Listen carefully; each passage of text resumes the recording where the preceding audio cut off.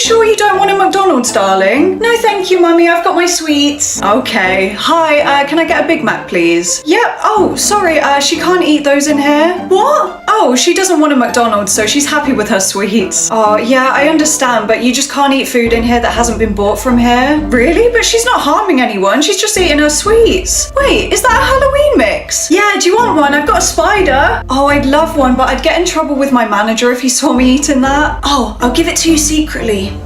Thank you. I'll just go and get your food. I am definitely getting in trouble for this. Oh. Ella, what are you doing? Just eating some sweets. In here? You're not even on your break. I know, don't tell the manager.